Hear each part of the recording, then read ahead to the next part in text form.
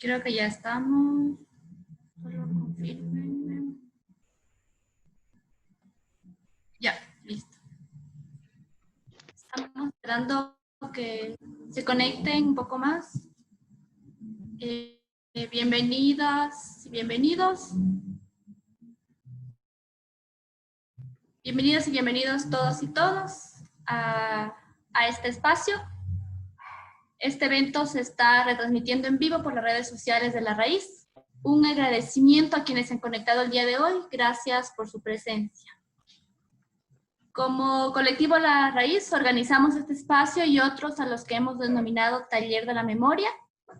El Taller de la Memoria es un espacio de reflexión plural, diverso, alternativo y de coyuntura, que toma como referencia el enfoque histórico para abordar problemáticas claves y que tengan incidencia en la calidad de vida y el ejercicio de los derechos. En esta ocasión abordaremos el tema de derechos humanos y protesta social. El derecho a la protesta y a la resistencia, así como los derechos conexos en su ejercicio, el derecho a la reunión, libertad de asociación, libertad de expresión, por nombrar algunos, se encuentran garantizados en la Constitución del Ecuador y en los instrumentos internacionales de derechos humanos. Como colectivo La Raíz, conscientes de que la protesta social y la libertad de expresión son herramientas fundamentales para la labor de la defensa y exigibilidad de los derechos humanos, además de esencial para la expresión crítica, política y social de las actividades de las autoridades, así como para salvaguardar y promover las mejoras en la calidad de vida de la población. Tomando como referencia la actuación estatal de octubre de 2019, motivados y preocupados por la publicación del Acuerdo 179 sobre el uso progresivo de la fuerza por parte de las Fuerzas Armadas, hemos creído necesaria la generación de un espacio de discusión que nos permita aterrizar derechos humanos en el contexto. Shell Erazo, coordinadora jurídica de INRED, Diego Peñafiel, abogado y especialista en derechos humanos, y Mari Piñán, que está por unirse en unos momentos, lideresa indígena y militante social. La metodología con la cual se trabajará el día de hoy, o la que se plantea, consiste en 3 partes. 2 rondas de preguntas y un foro final de intervenciones abiertas. Para cada ronda de preguntas se plantea un espacio de respuesta de 7 minutos por participante.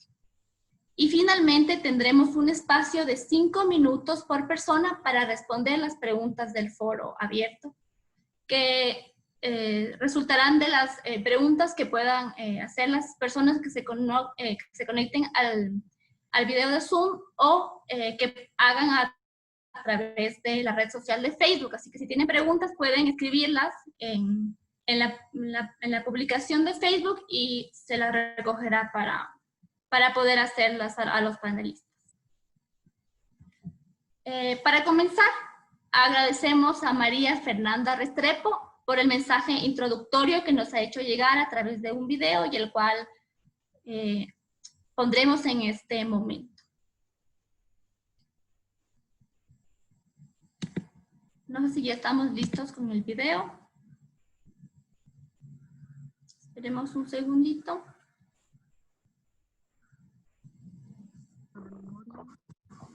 Ahí está. Definitivamente, para no repetir la historia, para no morir una y otra vez, para que no vulneren nuestros derechos, para que no atropellen nuestro derecho al tambor, como decimos nosotros, el derecho a la protesta, a alzar la voz, a reclamar lo justo, a que nadie nos calle, a que nadie vulnere esos derechos sagrados, humanos, a que no nos torturen y a que no nos maten ni desaparezcan. Es necesario, por eso, el ejercicio de la memoria constante, el puntualizar en la historia, paso a paso, todo lo que ocurrió, el señalar de frente una y otra vez a aquellos que cometieron esos atropellos, a aquellos que lo siguen haciendo, a aquellos gobiernos que se suman con su silencio cómplice a estos atropellos, como el gobierno actual, y gobiernos anteriores, evidentemente. Es necesario como sociedad que siempre tengamos al pasado frente a nuestros ojos, no detrás, caminar con ese pasado de frente, para definitivamente construir una nueva sociedad, una mejor sociedad, un mejor país, siempre.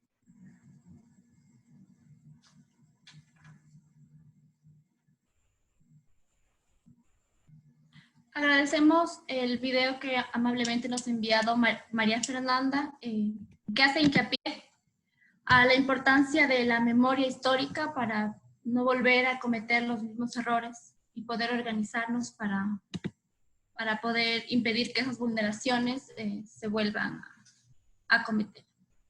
A continuación, continuamos con la participación de los panelistas.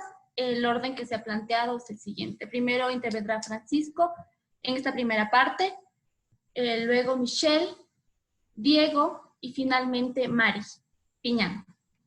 Iniciamos con la primera ronda de preguntas para Francisco Hurtado. ¿Cuál es el estado situacional de la defensa de derechos humanos en el país? En este sentido, ¿cuál es el rol del ejercicio del derecho a la protesta social dentro de la defensa de los derechos humanos?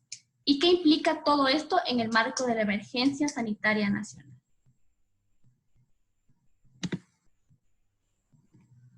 Primero agradecer la invitación de La Raíz, al Pedro, que me da un gusto verle, que me contactó, a todos que se están conectando, se han conectado ya al Facebook Live. A mí me parece relevante, y están viendo en la pantalla, me parece partir con una frase, y voy a leerla así como lo más rapidito para no comerme tanto de mi tiempo. La función de la violencia, sostiene Walter Benjamin, en el proceso de fundación del derecho es doble. Por una parte, la fundación de derecho tiene como fin que ese derecho, que con la violencia como medio aspira a implantar. No obstante, el derecho, una vez establecido, no renuncia a la violencia. Lejos de ello, solo entonces se convierte verdaderamente en fundadora de derecho en sentido más estricto y directo, porque este derecho no será independiente y libre de toda violencia, sino que será en nombre del poder un fin íntimo y necesario ligado a él. Me parece relevante, digamos, decir esta frase de Walter Benjamin en doble sentido. El hecho de la constitución del Estado en sí mismo inicialmente, históricamente, fue un hecho violento, ¿no es cierto? Es decir, se transitó de una forma previa de organizar la sociedad en su conjunto, esta nueva forma reciente, digamos, si vemos en el tiempo histórico de la humanidad, una forma moderna de organizar nuestras relaciones, donde el Estado se reservó el monopolio de la violencia para sí mismo, como la única forma de implantar ese derecho, dice Walter Benjamin.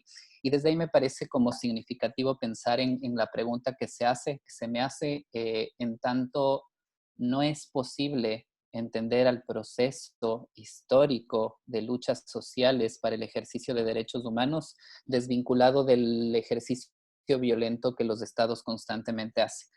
Y me gustaría igual como reflexionar, digamos, en estos tiempos tan complejos que nos ha tocado atestiguar globalmente, no solo en el Ecuador, digamos, en todos los países, en todas las regiones, no por la emergencia sanitaria del COVID en sí misma, sino sobre todo por lo que finalmente lo pone en exposición tan burda, al percatarnos de la incapacidad que se tiene para enfrentar una situación tan compleja. La mayoría debe haber visto esta película Parásito, que fue la ganadora del Oscar. Muchísima gente seguramente lo vio. Y hay una discusión paradójica sobre la violencia que ejerce, digamos, la sociedad en el conjunto contra las familias que menos tienen, ¿no es cierto?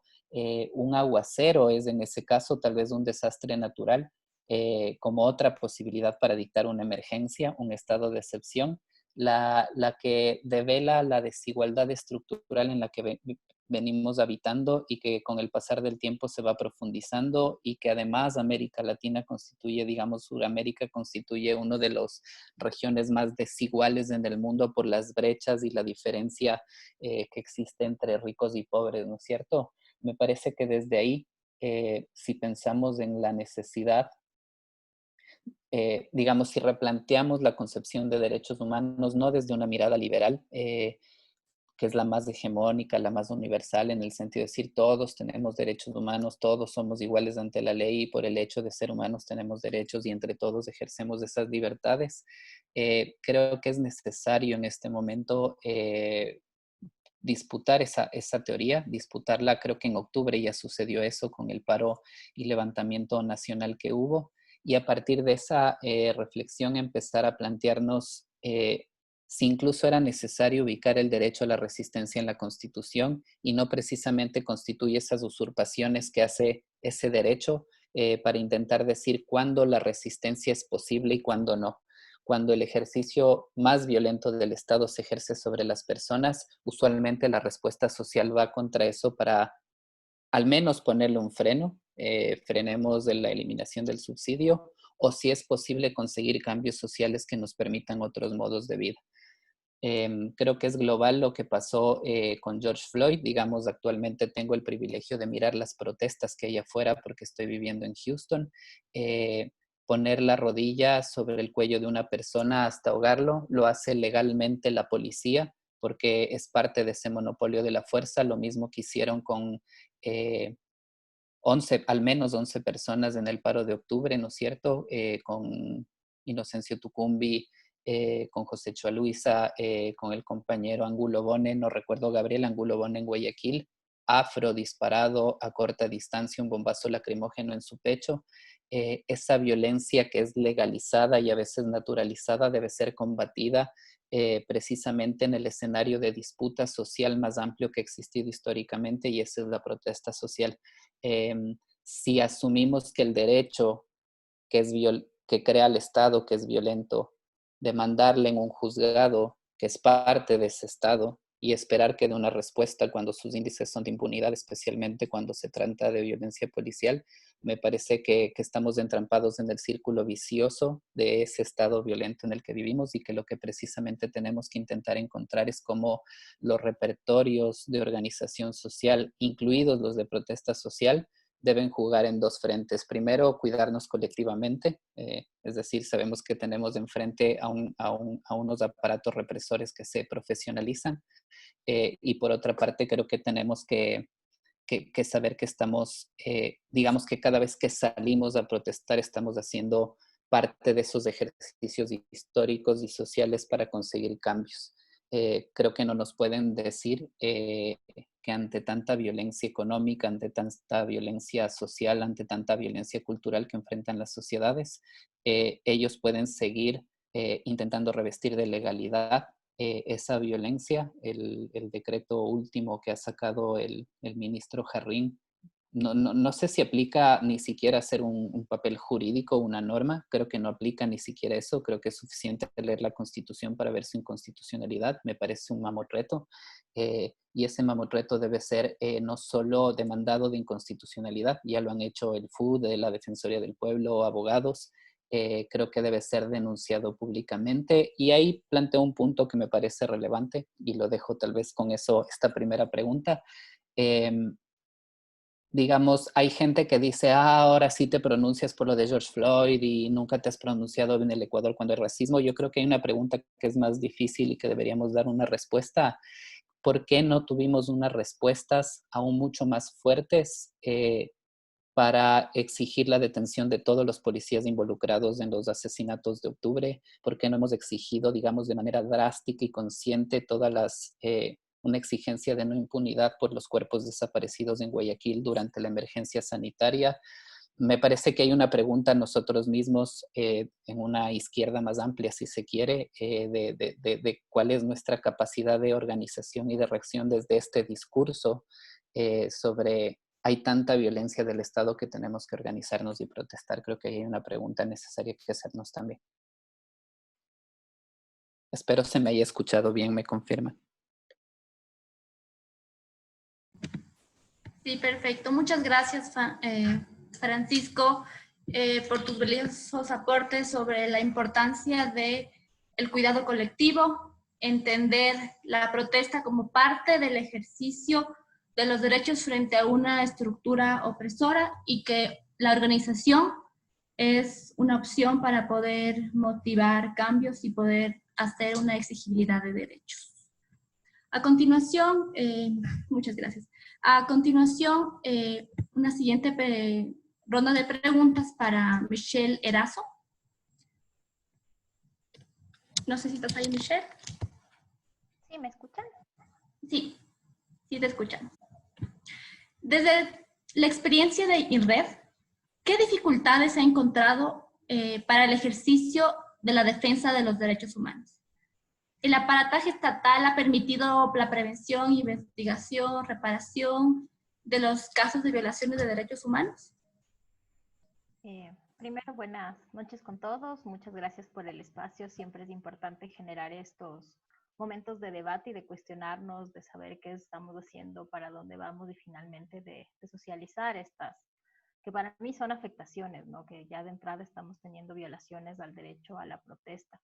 Y respecto a tu pregunta, yo partiría de lo que planteaba el Francisco en un principio, y es del abuso de poder. Esta respuesta y el derecho a la resistencia reconocida en nuestra Constitución, en los organismos internacionales, parte del hecho de nuestra facultad de resistir frente a las acciones u omisiones de los poderes estatales, tanto normativos, de política pública, falta de accionar, que finalmente representan vulneraciones a los derechos humanos y por tanto unas afectaciones directas a nuestra dignidad. Y ese debe ser un primer paraguas para identificar y yo para compartirles desde la experiencia cuáles son estas dificultades, y yo plantearía al menos 3 escenarios. La primera, y algo que ya lo planteaba el Francisco, es ese uso desmedido de la fuerza policial, de la fuerza militar, que finalmente se encuentra enlazada en estos escenarios de resistencia y que lamentablemente son contrarios a los estándares internacionales, a lo que nuestra propia Constitución plantea, porque si vemos con el reglamento, que seguramente lo discutiremos más adelante, de la fuerza militar, estamos dando una facultad abierta a quienes en realidad tienen una formación de enfrentar al enemigo y enfrentar a un enemigo externo, que son los militares. La formación a la que ellos se preparan finalmente es contraria a la protección y a la protección de la sociedad civil. Entonces, como un primer elemento, el uso desmedido de la fuerza.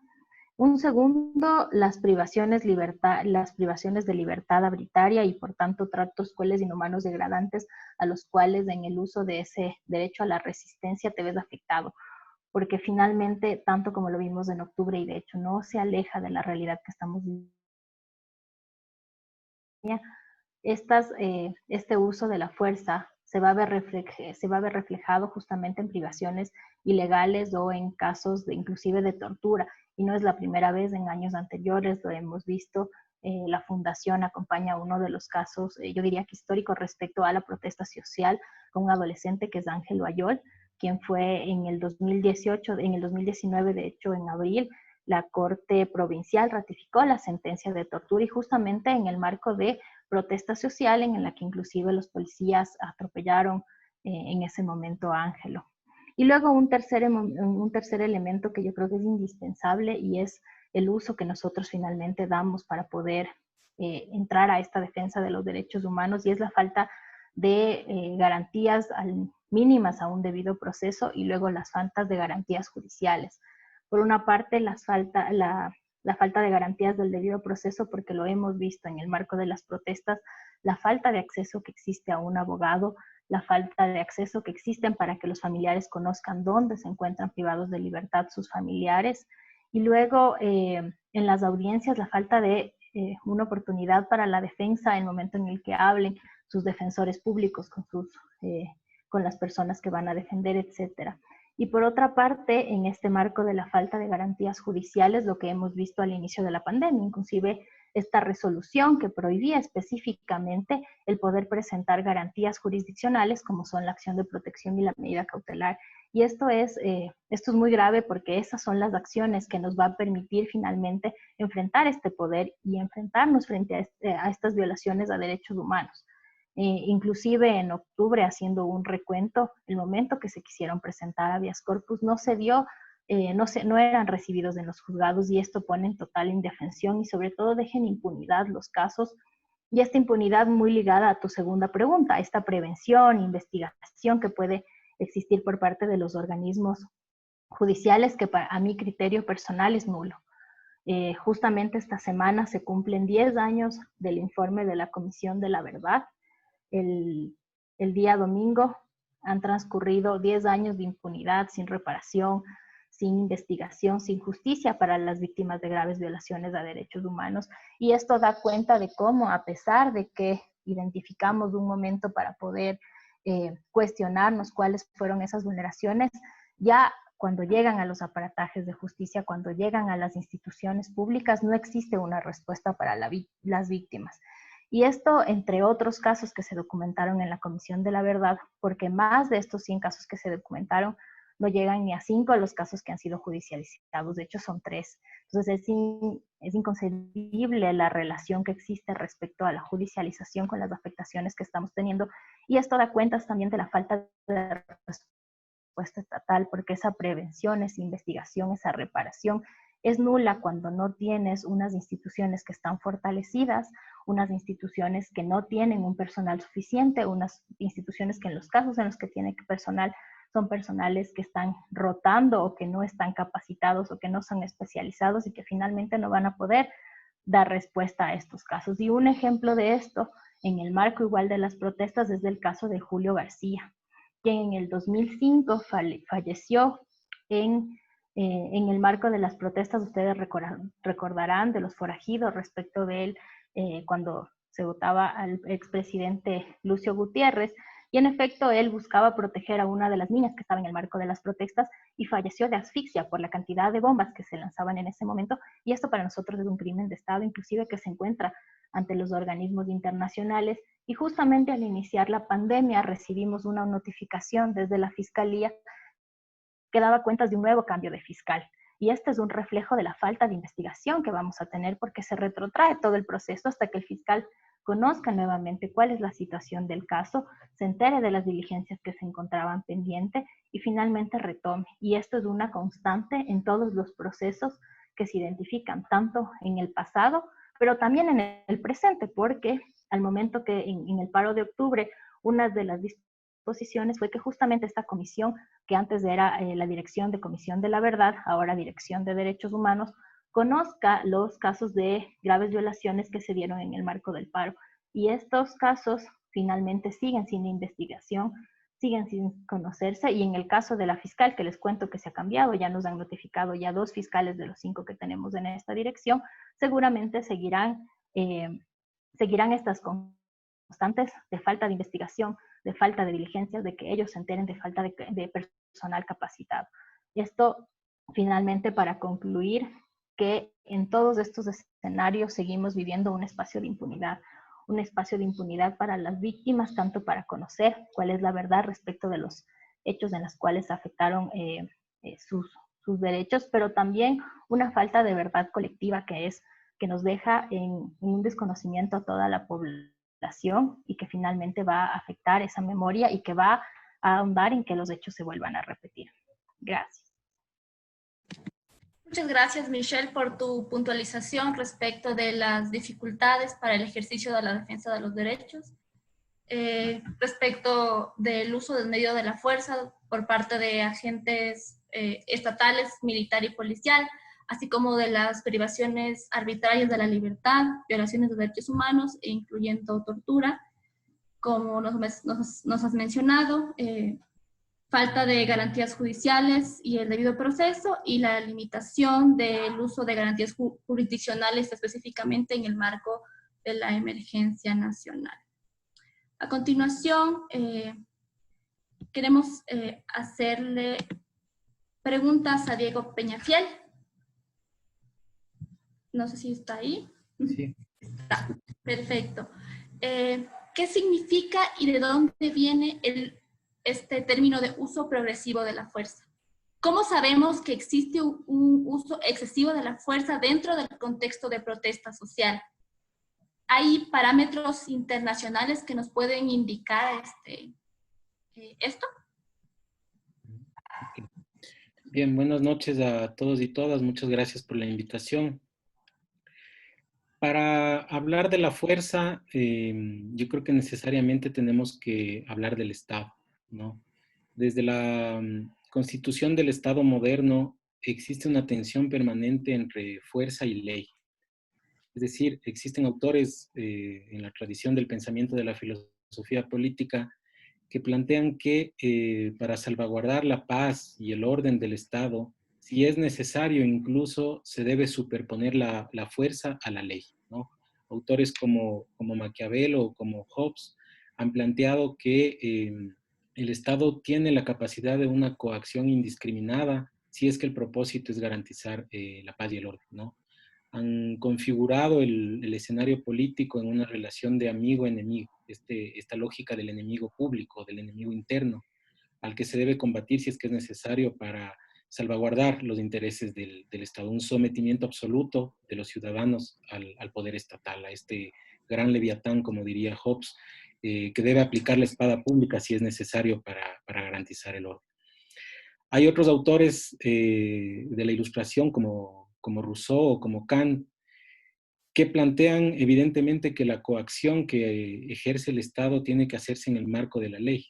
Es decir, no puede haber un sometimiento absoluto de los ciudadanos al Estado, estamos hablando de la libertad, y por tanto la razón es la que debe circunscribir, ¿no es cierto?, a la fuerza y a la ley. Estamos hablando del Estado de Derecho, en principio. O sea, el Estado de Derecho es tal únicamente cuando la ley prevalece a la fuerza, cuando las relaciones sociales y políticas no pueden ser definidas por la violencia, sino que deben estar sometidas al régimen de derecho. Esta tensión entre fuerza y ley, esta discusión permanente de la constitución del Estado moderno, sigue dándose, digamos, con categorías y con conceptos actualizados también, pero sigue dándose hasta hoy y han habido momentos históricos en los que se ha visto esta contraposición entre fuerza y ley. Pensemos en las dictaduras militares, ¿no es cierto?, durante la Guerra Fría, en las dictaduras militares en el Cono Sur, o en los propios gobiernos represivos como el Ecuador en la década de los 80, cuando hubo violaciones sistemáticas de derechos humanos. Lo que se planteó es una superposición evidente de la fuerza frente a la ley bajo el discurso de defensa de la democracia o de defensa del orden y seguridad del Estado. Entonces, estas prácticas utilizadas por los aparatos de seguridad, ¿no es cierto?, para superponer la fuerza a la ley, han tenido como propósito eliminar la disidencia y mantener un orden autoritario y conservador. Entonces, yo creo que hay que tener presente que al discutir de fuerza estamos discutiendo de uno de los puntos centrales del Estado, ¿no? El Estado sabemos que tiene el monopolio del uso legítimo de la fuerza, pero existen límites para ese ejercicio de la fuerza. Entonces, tratando de contestar ahora a la segunda pregunta, ¿cómo se regula esta fuerza? ¿No es cierto? Entendemos ya, luego de estas discusiones teóricas, que el Estado tiene la potestad y la facultad de hacer uso de la fuerza, pero que tienen que existir normas que la regulen, que la limiten y que se utilice únicamente de manera excepcional. Para regular la fuerza a nivel internacional existen principalmente el Código de Conducta de la ONU y los principios básicos para el empleo de la fuerza por parte de los funcionarios encargados de hacer cumplir la ley y la jurisprudencia que ha generado la Corte Interamericana de Derechos Humanos. Entonces, estos son los instrumentos que han buscado justamente delimitar ese uso de la fuerza, porque lo que se tiene cuando se ejerce la fuerza es a un grupo específico de la población, ¿no es cierto? La fuerza policial, por ejemplo, que está investido de un poder que puede ser muy delicado, ¿no es cierto? Cuando la policía hace uso de la fuerza, tiene la posibilidad de restringir derechos, tiene la posibilidad de detener personas, tiene la posibilidad de restringir la libertad de asociación. Y pueden haber muchos derechos que están en juego, la vida, la integridad personal. Es decir, es una potestad muy delicada que se le otorga a un grupo de la población para resguardar el orden público. Entonces, claro, lo que ha dicho, por ejemplo, la Corte Interamericana en el caso Cruz Sánchez y otros versus Perú, es que si bien los agentes estatales pueden recurrir al uso de la fuerza, En algunas circunstancias incluso pueden requerir hacer uso de la fuerza letal. Pero el poder del Estado no es ilimitado, ¿no es cierto? Para alcanzar sus fines hay que analizar específicamente el contexto en el que se utiliza esa fuerza. Y ahí lo que se ha dicho es que existen tres elementos principales que se deben considerar, ¿no es cierto? O tres principios, por decirlo de mejor manera. El principio de legalidad, el principio de necesidad y el principio de proporcionalidad. Estos tres principios tienen que ser considerados en el actuar de la fuerza pública, porque existe la posibilidad de consecuencias irreversibles, ¿no es cierto? Como quitar la vida de una persona. Entonces, para abordar ya directamente por el tiempo los principios, el principio de legalidad plantea fundamentalmente dos cosas, ¿no es cierto? La obligación que tienen los estados de regular el uso de la fuerza a través de normativa interna que esté en concordancia con los estándares internacionales. En ese sentido, el Ecuador recién en el año 2014 emitió un reglamento para el uso progresivo y proporcional de los agentes de policía. Y aquí, digamos, retomo lo que me parece que Michelle mencionó. Esta reglamentación se hace para los agentes policiales que son los encargados del orden interno. Los militares están preparados, adoctrinados, entrenados para otra lógica, que es la aniquilación del enemigo. Entonces, mal se podría discutir de una reglamentación para el actuar de los militares en el orden interno. Esto como un paréntesis. Entonces, por un lado, la normativa que requieren los estados para regular la fuerza, y por otro lado, las directrices que da la ONU para esta reglamentación, ¿no es cierto? En el Ecuador, hasta hace algunos años, no sabíamos qué arma estaba asignada a qué agente policial, no sabíamos cómo se estaba custodiando el armamento, no sabíamos qué registros se llevaban, no sabíamos qué capacitación se estaba dando a los miembros de la policía para utilizar la fuerza.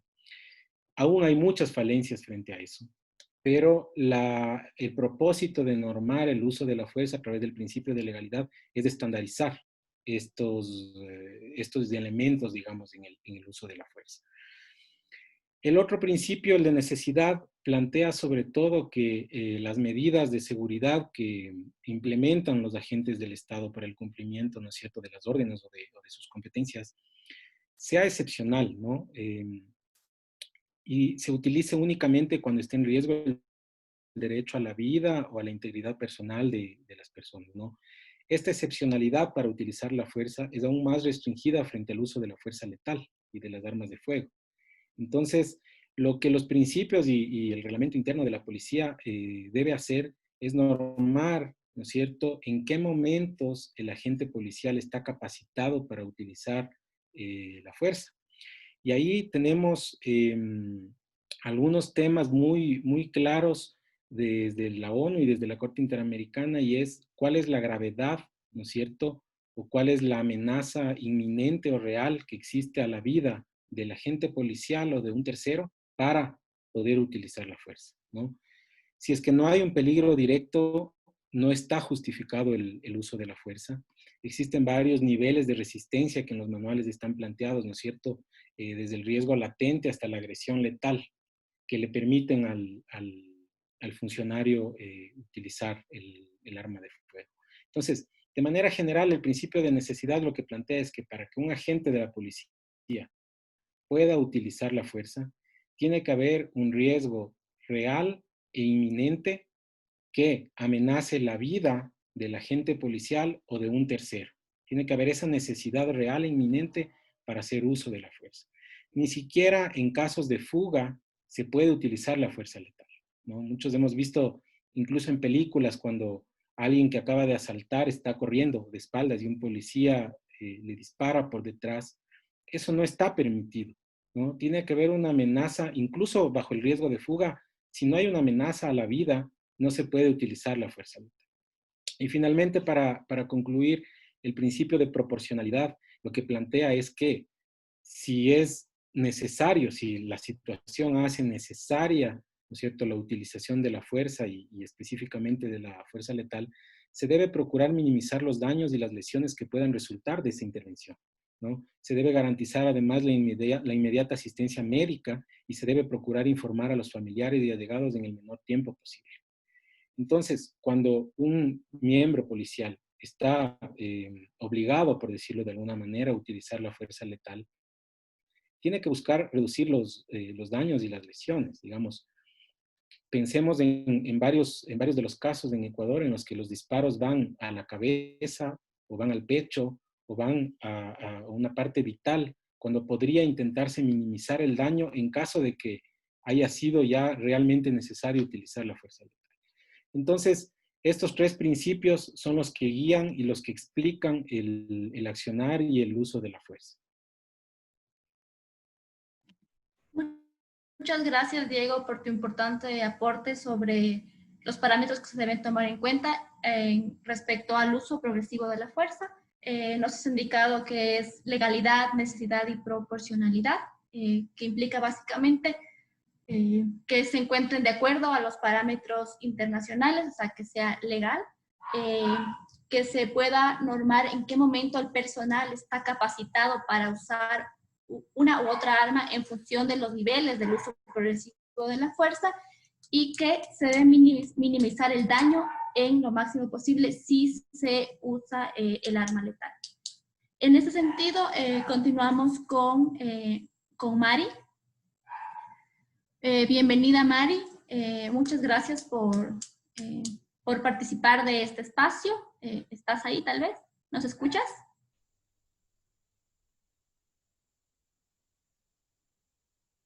Compañeros, mucho gusto y gracias por invitar a este conversatorio. Anabel, justo, no sé si, no creo que está por ahí, pero igual agradezco a este espacio que justamente me han brindado para un poco compartir desde la realidad de los pueblos y nacionalidades, cómo es lo que, cuál es nuestra visión sobre el tema de la protesta social, ¿no? Entonces, mencionar que, sí. Sí, teníamos unas pequeñas preguntas guía, pero si cuál quiere avanzar. Ya. Ya, mencionar que justamente el pueblo indígena, a veces se piensa que la única forma de resistencia es con la violencia. Eso es lo que los medios han reproducido, ¿no? Sin embargo, el pueblo indígena ha tenido muchas formas, muchos mecanismos con los cuales ha expresado la resistencia. Son más de 500 años que el pueblo indígena, ante la opresión, la exclusión, la discriminación, ha manifestado, ¿no? Es así que en los mecanismos diferentes o distintos de cómo expresamos nuestra resistencia en el caso desde la experiencia de acá de Cotacachi, por ejemplo, ante la invasión de semillas transgénicas y todo esto, ¿qué se ha hecho desde que es la Unión de Organizaciones Campesinas e Indígenas de Cotacachi? Es de expresar a través de las ferias de semillas, por ejemplo, en donde las mujeres tenemos un rol protagónico también para un poco mostrar esa resistencia a propias semillas nativas de las comunidades. Lo otro es que cuando también se expresan la precariedad en las populares, las comunidades, hemos calles. Y justamente nos hemos encontrado que el a través del aparato estatal y las Fuerzas Armadas han prescindido del uso progresivo de la fuerza. Se está tratando justamente con este acuerdo ministerial. Uy, ya me salió el tema de el hospedador ha pedido que reinicie su video. No sé, ojalá no se corte. Me parece que únicamente están haciendo alguna solicitud de encender la cámara, pero no hay problema. Continúa. Vale. Ya. Entonces, desde algunos enfoques, desde algunas fuentes, de lo que se ha dicho sobre este acuerdo 179 es que es anticonstitucional, puesto que desde un ministro como el ministro Jarrín no está en la facultad de expedir un tema de acuerdo ministerial, más bien está tomándose atribuciones de la Asamblea Nacional para emitir este tipo de documentos. Y sobre todo, o sea, recordemos de dónde es la formación también del ministro Jarrín, en donde en donde justamente acallar para amordazar organizaciones sociales es justamente la represión. ¿Qué es lo pasado también, no solamente en este gobierno, sino que también en anteriores gobiernos? ¿Qué han hecho? Justamente es callar a las organizaciones sociales, criminalizando el tema de la protesta social. Es así que en el anterior gobierno igual hubieron algunos detenidos, algunos que justamente amparados en los derechos, en la Comisión de Derechos Humanos, han pedido que se les haga justicia. El caso del compañero Pepe Acacho, como es el caso de los compañeros 29 de Saraguro, en donde justamente aprovechándose de lo que es el estado de excepción, ingresaron violentamente a las viviendas, amedrentaron contra las mujeres y las llevaron presas. Entonces, igual, en este octubre que pasó, igual hay algunos dirigentes indígenas que han sido judicializados. Entonces, y han sido igual reprendidos fuertemente por la policía. Recordemos también que varias personas perdieron un ojo de la cara, entonces fueron violentamente eh, amedrentados. Entonces eso es digamos, como que las organizaciones sociales, cuando hay más de desentender en realidad de fuerzas armadas, se entiende que cuando el enemigo es exterior, entonces ahí es la misma existencia del ejército, pero ahora los pueblos indígenas, los sectores populares nos han catalogado de ser enemigos del gobierno y del Estado. Entonces es así como nos, como violentan nuestros derechos, ¿no? Entonces, en ese sentido, igual decir que pese a todo, a ley que se expida desde cualquiera de las instituciones, o sea, las organizaciones sociales y los pueblos indígenas siempre estaremos en resistencia también, porque para que si fuera por el mismo gobierno, o sea, en realidad quisieran a nosotros, a los pueblos indígenas, desaparecer, puesto que no convenimos para los intereses que ellos manejan. Es así que también las organizaciones sociales nos hemos pronunciado, por ejemplo, en las leyes extractivistas que están afectando lo que es a la Pachamama. Por un lado, los gobiernos elaboran derechos para la naturaleza, pero con con las mismas leyes, y lo que hacen también justamente prevalecer los intereses de las empresas, violentan contra los pueblos sin importarles nada, su hábitat, su relación con tierra, nada, ¿no? Entonces, y ahora con el de la pandemia, en serio que estamos viviendo un tema de miedo, nos ha instaurado una sociedad de miedo en donde incluso eh, tienen tienen incluso la licencia para más. Entonces,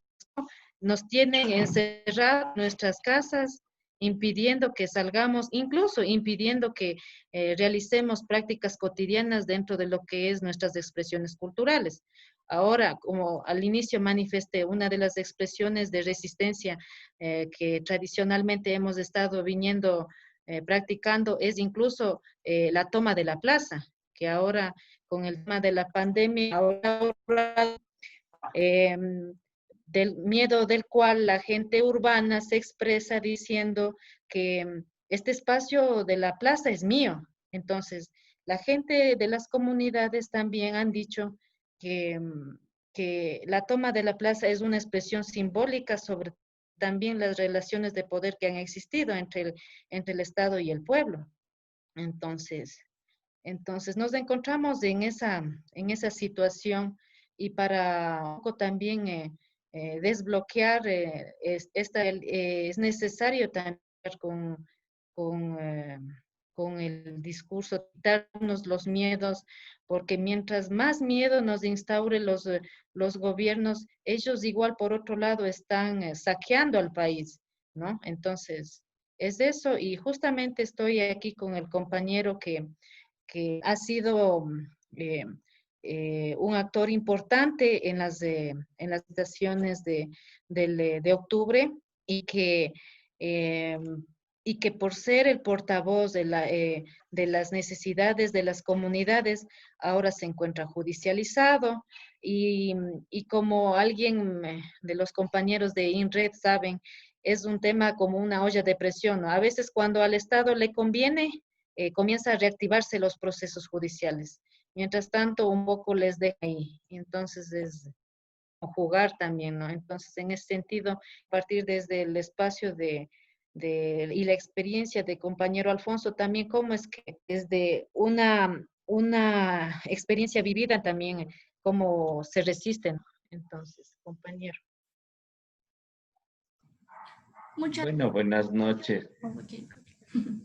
Sí, buenas noches, compañeras y compañeros. Bueno, mi nombre es Alfonso Morales, como presidente de la Unión de Organizaciones Campesinas Indígenas de Cotacachi, UNORCAC, ¿no? Entonces, creo que en ese sentido, de nuestra parte, pues prácticamente tratamos de ver cuáles son los problemas que realmente nos ha dado, digamos, estas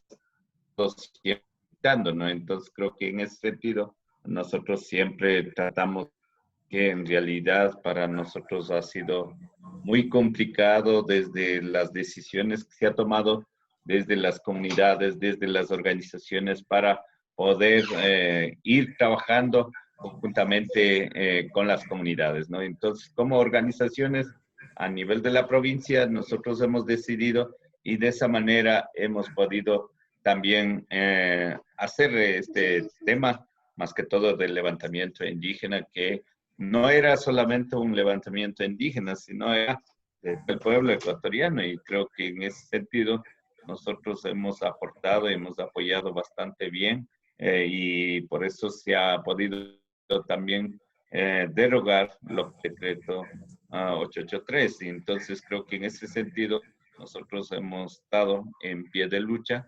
Y ahora que con este tema de la pandemia y están aprovechándose desde el Estado, o sea, con los decretos, con los cambios de las leyes en la Asamblea Nacional, entonces ahora lo que nos toca es seguir pendientes y en la lucha con todas las organizaciones que estamos en este tema. Creo que Muchísimas eso un gracias. poquito para...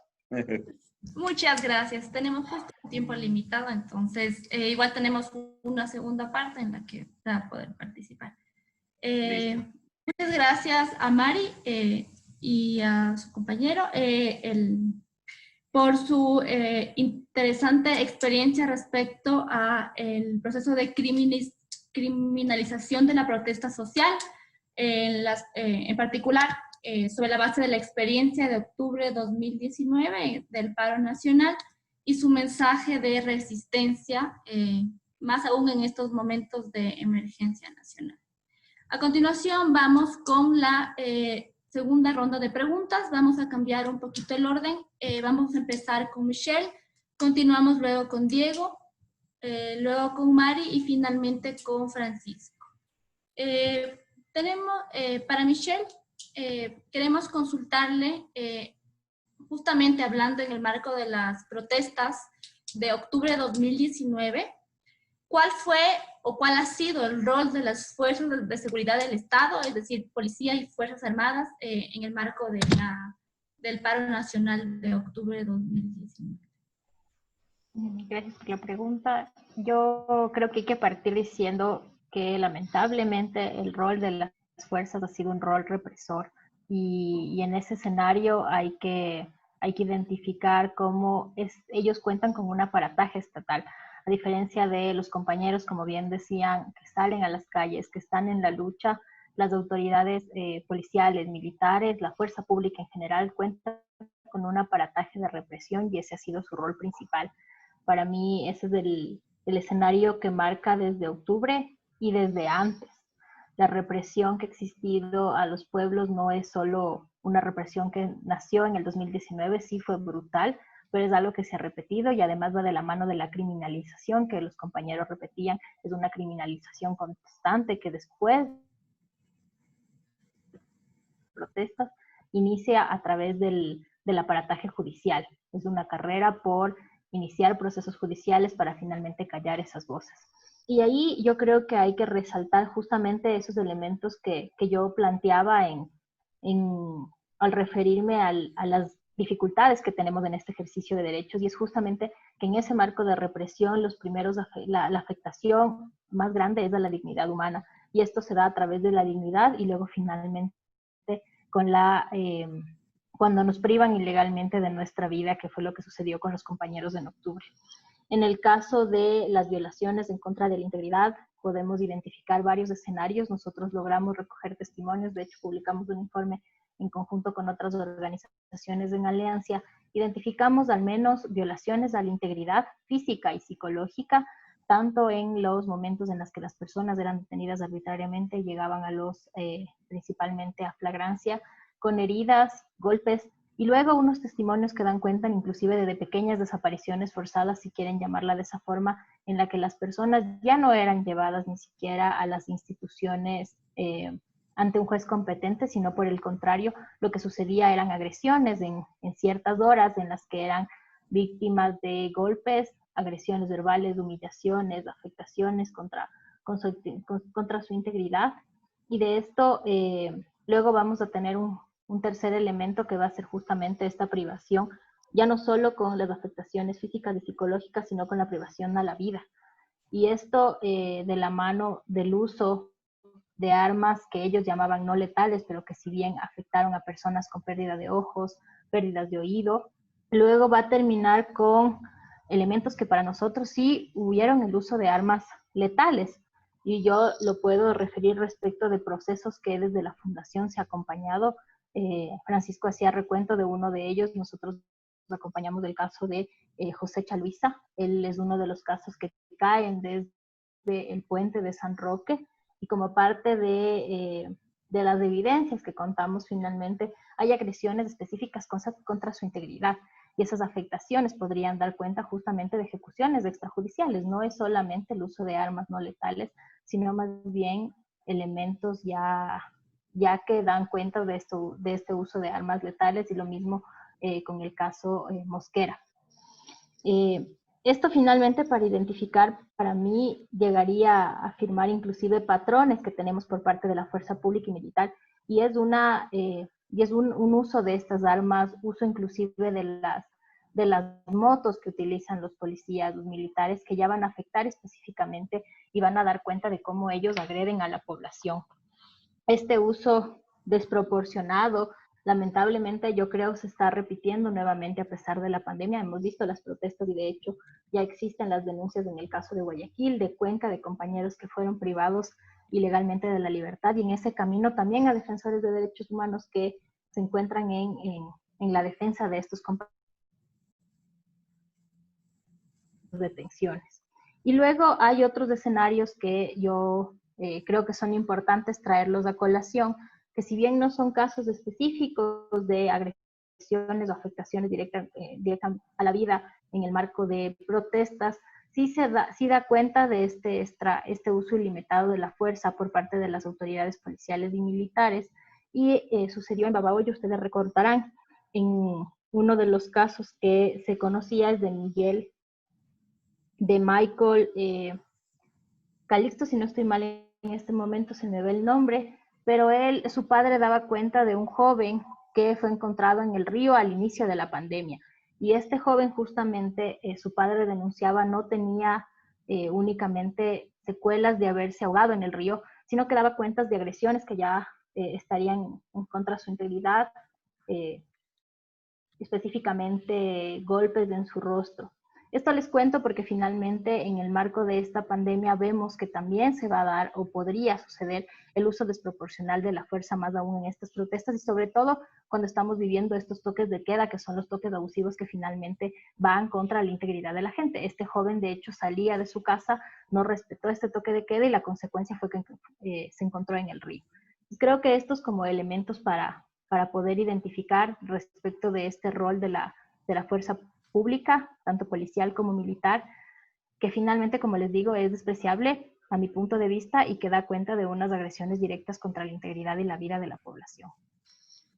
Muchas gracias, Michelle, por tus puntualizaciones sobre el uso excesivo o el rol desproporcionado de la seguridad del Estado, policías y Fuerzas Armadas, bueno, en este caso policías, en octubre de 2019, respecto tanto a las afectaciones físicas y psicológicas, así como a la violencia incapacitante, inclusive ejecuciones extrajudiciales que se pudieron documentar en este espacio. A continuación, Francisco, te queremos preguntar cuáles son las implicaciones de la participación de las Fuerzas Armadas en la seguridad ciudadana.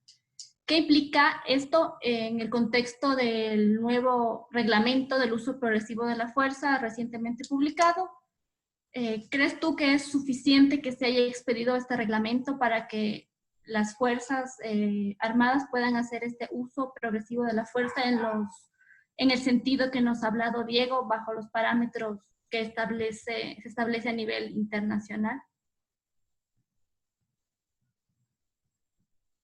Francisco, tienes apagado el micrófono. Siempre me olvido de ese detalle de...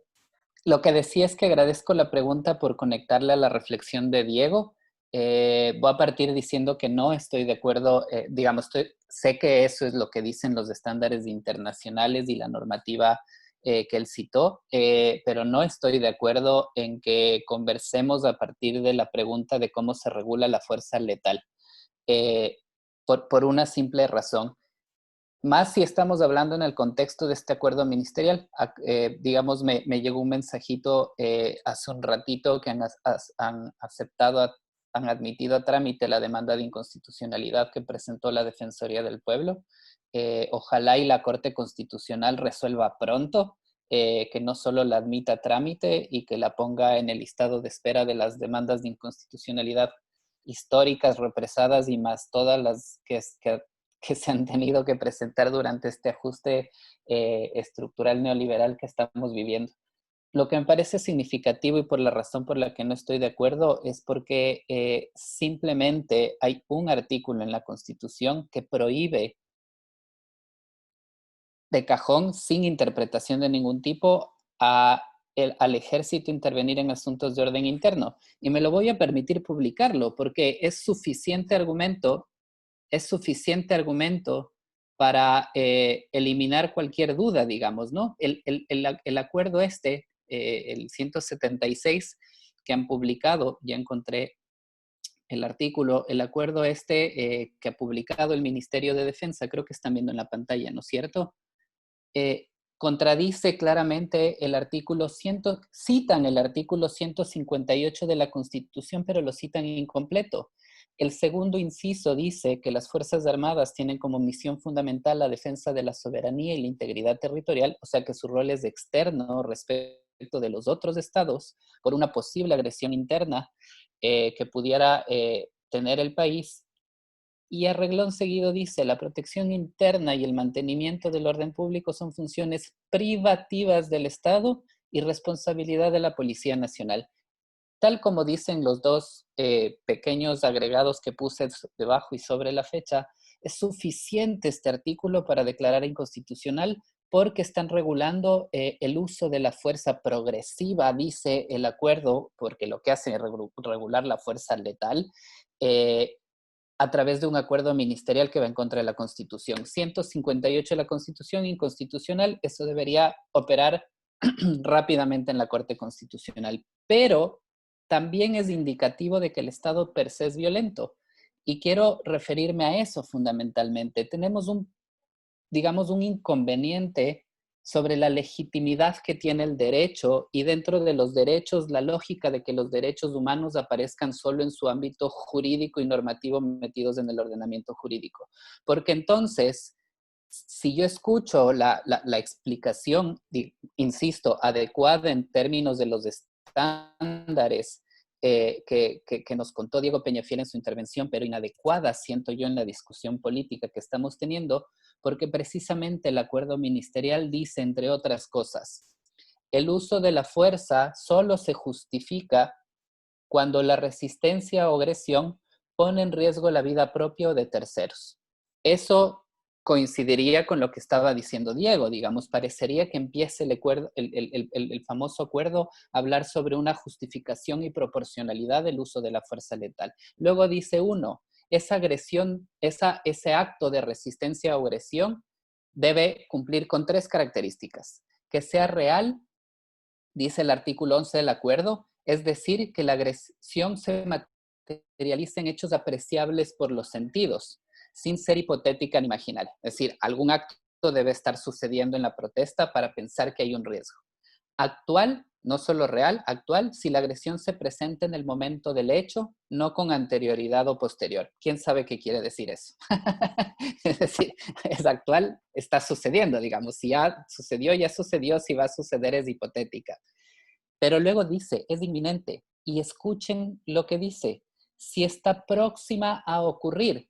Por lo tanto, se contradice a sí mismo. El acuerdo dice que podría estar a punto de ocurrir algo que no sabemos qué es, y de no tomar una acción, esta se consumaría. Entonces, si siento que los protestantes podrían eventualmente afectar la vida del personal militar, saco mi pistola, apunto a la persona y hago uso de la fuerza letal. Porque además el acuerdo, de manera violenta, porque la ley también puede ser violenta, y esa es mi otra crítica, digamos, a la intervención del Diego, digamos, no es él, es poner en debate estas discusiones en términos más sociales, pero me parece súper relevante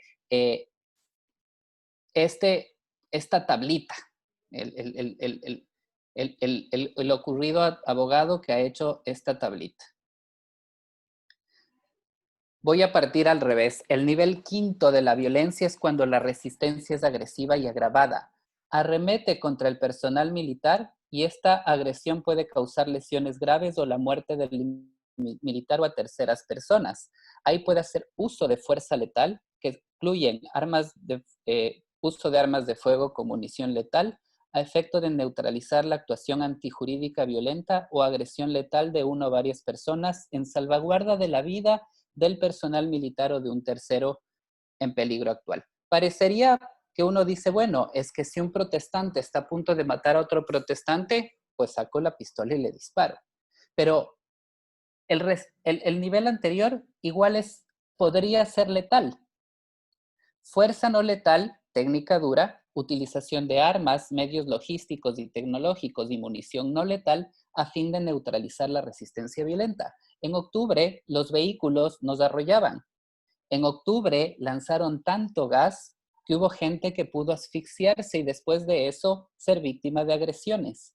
Julio García, y ahí comparto con la intervención de Michelle, Julio García, fotoperiodista, murió en medio de una nube de gases asfixiado por la cantidad de gas que echó la policía cuando estaba en el poder Lucio Gutiérrez. Y voy a una crítica aún mayor. La ley es violenta en esencia, digamos, porque la ley es de obligatorio cumplimiento y si no se cumple, aparejado es hasta una sanción.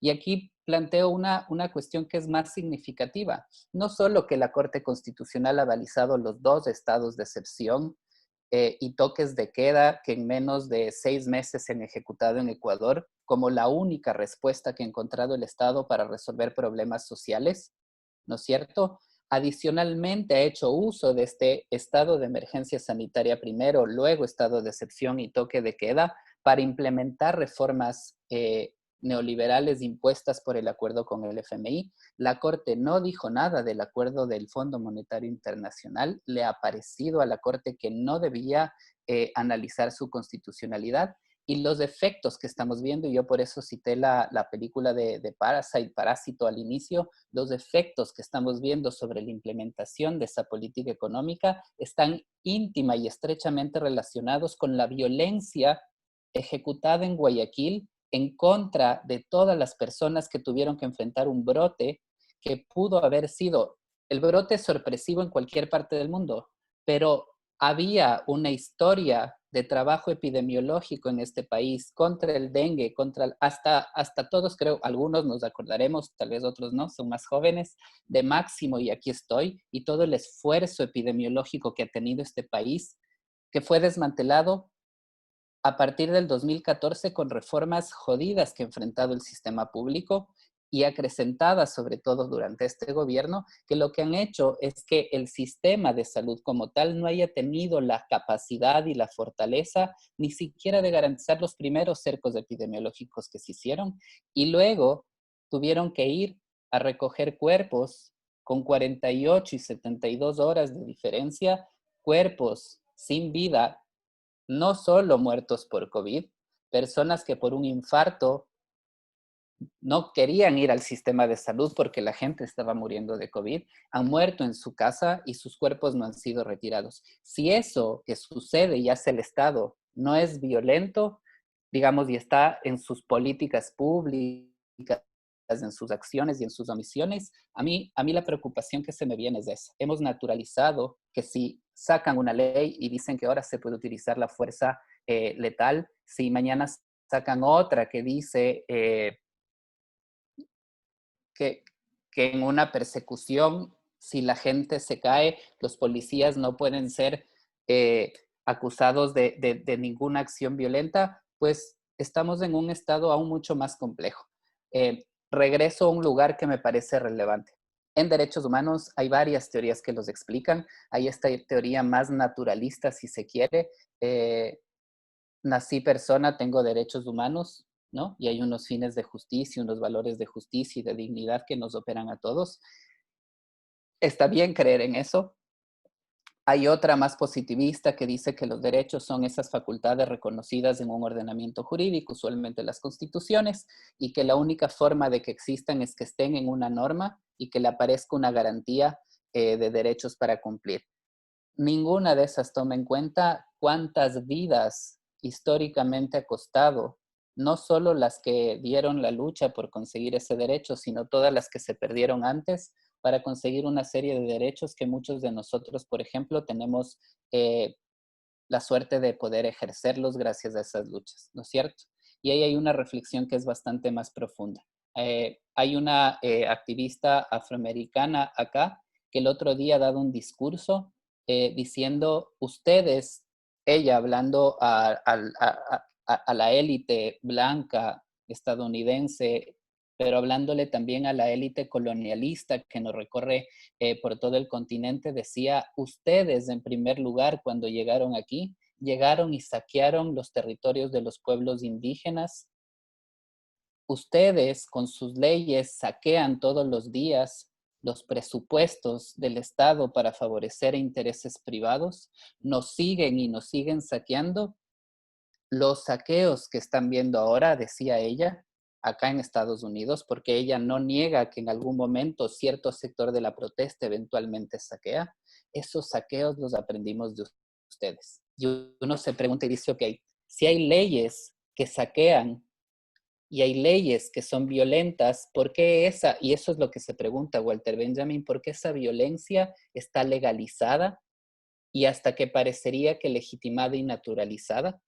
Y cuando la sociedad responde, y ahí cito a Malcolm X, bajo todos los medios posibles de organización, la compañera Marie hablaba sobre los repertorios de las protestas que han adquirido las comunidades indígenas. Estamos conmemorando 30 años del primer levantamiento indígena. Me parece que ahí hay una necesidad clara de buscar críticas al ejercicio de la violencia desde otro lugar. Porque si el Estado que abusa de poder y ejerce violencia pretende decir, ustedes son los violentos y yo a ustedes voy a sacar a los aparatos represores para cumplir con la ley y el orden, estamos hablando el lenguaje de ellos, si es que la sociedad mayoritariamente respalda esto.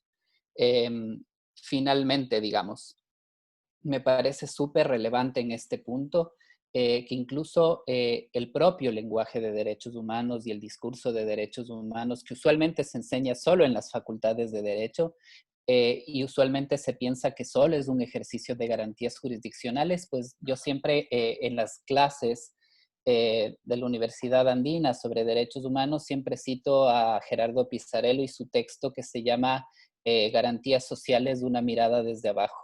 Y vuelvo sobre esta misma metáfora que ya planteé rápidamente al inicio. El Estado es el que dice reconocernos derechos, ¿no es cierto?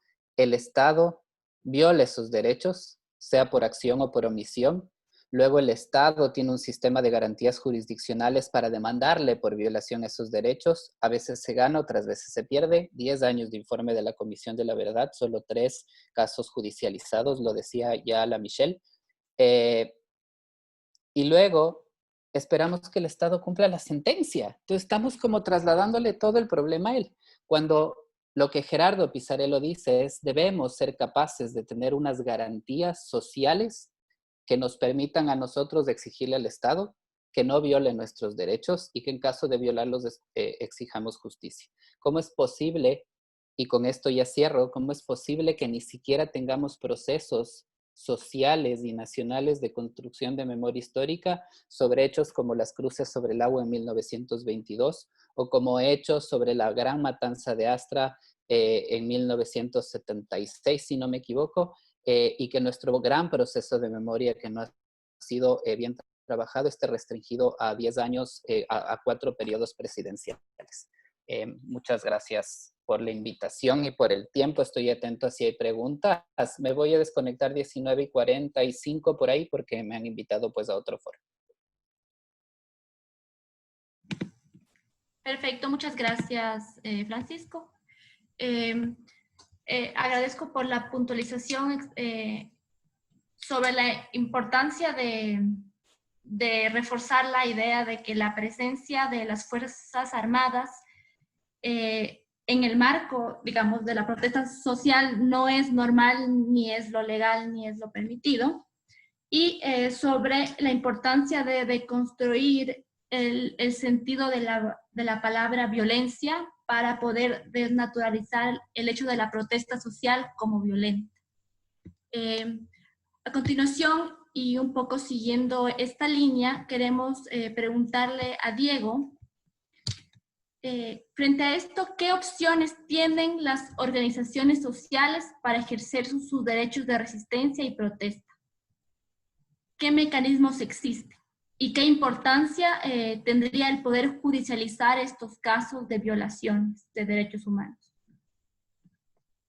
Bien, a ver, quisiera empezar haciendo una precisión.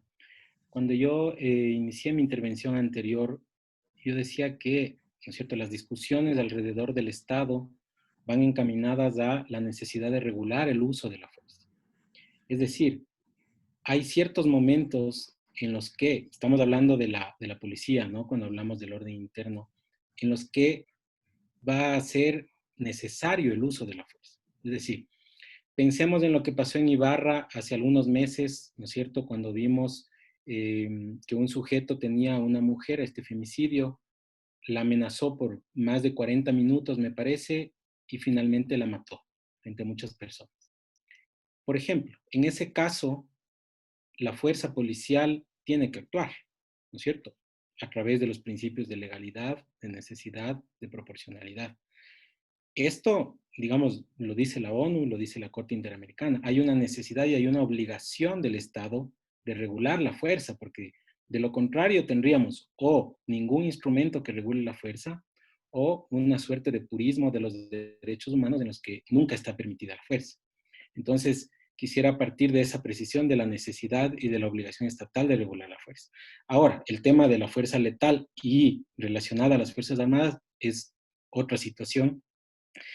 A ver, y quisiera tal vez partir de un contexto general para poder abordar el Acuerdo 179, ¿no es cierto? Yo diría, es importante primero recordar que antes de la pandemia, en América Latina la acción colectiva y la movilización social estaba creciendo exponencialmente, ¿no? Recordemos lo que estaba pasando en Chile, lo que pasó aquí en Ecuador en octubre y en otros países. Es decir, era una protesta social en contra de las medidas neoliberales que los gobiernos continúan implementando, ¿no es cierto?, para favorecer élites políticas y económicas en detrimento de la mayoría. El coronavirus, la pandemia que estamos atravesando, lo que ha hecho es agudizar esa crisis económica. El aislamiento ha imposibilitado, al menos temporalmente, la protesta social, pero las élites económicas están alarmadas en este momento, defendiendo sus privilegios y el orden establecido, y su respuesta es la represión. Como en muchos otros contextos históricos, la respuesta es la represión. Entonces, en ese contexto estamos escuchando muchos discursos a nivel mundial y en el Ecuador que parecen retomar discursos de la Guerra Fría, ¿no? ¿Y por qué me refiero a esto? Porque recordemos nosotros cuál era el discurso frente al enemigo interno durante los años de Guerra Fría, ¿no? Había, había un combate al enemigo externo en ese momento, que era el comunismo internacional de los países del este. Estados Unidos y América lo que plantearon es una contención al comunismo internacional y un combate a ese enemigo externo. Sin embargo, con la Revolución Cubana y con la Revolución Sandinista, se plantea una suerte de infiltración de ese enemigo externo, de ese enemigo del comunismo internacional en el continente, ¿no? La Revolución Cubana y Sandinista lo que hacen dentro de la concepción de seguridad de la fuerza pública es plantear una mixtura, ¿no es cierto?, de ese enemigo interno y externo. Y ahora el enemigo al que hay que aniquilar en este contexto de guerra es el enemigo interno, es decir, los movimientos sociales, sindicalistas, estudiantiles y demás. Entonces, recordemos que aquí esta mixtura de la doctrina, ¿no es cierto?, militar frente al combate al enemigo externo se encarna en el Ecuador. En el Ecuador, para ser muy breve, la doctrina de seguridad nacional se instala desde la década del 60 con la Junta Militar de Gobierno y particularmente en el 64 cuando se promulga la primera ley de seguridad nacional, que es el paraguas, digamos, general para la represión. Esta ley permaneció vigente por muchos años. Durante el triunvirato militar se hicieron ciertas modificaciones, pero rigió a los gobiernos democráticos, paradójicamente, porque ningún gobierno democrático impugnó esta ley promulgada en una dictadura, en un gobierno de facto, y permaneció vigente con pequeñas modificaciones hasta el año 2008. Entonces, pensemos que, primero, esta ley de seguridad y esta lógica de concepción de seguridad de combate al enemigo interno permaneció en el Ecuador por muchos años. A propósito de los 10 años del informe de la Comisión de la Verdad, uno de los principales planteamientos que hicimos cuando escribimos el informe de la Comisión de la Verdad es esta alerta respecto a la concepción de seguridad del Estado, a esta suerte de emergencia de un estado de seguridad nacional, ¿no es cierto?, que ya en la década de los 80 derivó en crímenes de lesa humanidad y que ha permanecido latente en el tiempo, no solo por una ley de seguridad que estuvo vigente, sino porque las estructuras clandestinas, por ejemplo, que se crearon en los 80, el SIC-10 de la policía, Contrainteligencia Quito de las Fuerzas Armadas, permanecieron latentes, no desaparecieron. Cambiaron el nombre, ¿no es cierto? El SIC-10 luego se llamó UIS, posteriormente se llamó ULCO, que se desarticuló en el 2009 cuando hubo todo este tema de la injerencia de la CIA. Pero los perpetradores de las violaciones sistemáticas de derechos humanos, de las torturas, de las detenciones ilegales, de las desapariciones forzadas, de la violencia sexual, de las ejecuciones extrajudiciales, todos esos perpetradores que continúan en la impunidad, estuvieron por muchos años en las fuerzas represivas del Estado. Muchos llegaron a ser comandantes generales, muchos tuvieron grandes cargos de poder y desde ahí continuaron actuando, capacitando, adoctrinando, violando los derechos humanos. Entonces, ese es uno de los grandes problemas de la impunidad en el Ecuador, ¿no es cierto? Que hubo una permanencia de esa escuela, digamos, represiva en la que se anula la condición de ser humano del otro. Entonces, esta escuela, digamos, por plantearlo de alguna manera, esta tradición represiva que se fue generando en el Ecuador desde la década del 60, estuvo vigente por muchos años. Y por eso se entiende que sea un ministro de Defensa, ¿no es cierto?, de la vieja escuela, quien ahora está elaborando nuevamente los planes de seguridad de este gobierno, ¿no? Simbólicamente se les vuelve a otorgar a los militares, pensemos en que nuevamente es un ex militar el ministro de Defensa, no un civil. Nuevamente y simbólicamente se les otorga a los militares esta concepción de la seguridad del Estado, y esta concepción está ligada a este combate al enemigo interno, que tiene una definición muy amplia. En los planes de seguridad que presentamos ante la Corte Nacional de Justicia en el primer juicio de lesa humanidad, evidenciamos cómo se define a la subversión o a la insurgencia de manera tan amplia que ahí están incluidos los estudiantes, los sindicalistas, los movimientos sociales en general. Y ahora se está acuñando nuevamente, le hemos escuchado al ministro de Defensa hablar de insurgencia cuando se refiere a lo que sucedió en octubre. Entonces se está acuñando nuevamente esta lógica de enemigo interno y esta lógica de combate a la subversión. Es una definición, como digo, muy amplia, que lo que busca es anular la movilización social, anular la acción contenciosa que en términos políticos se produce a través de movilización social.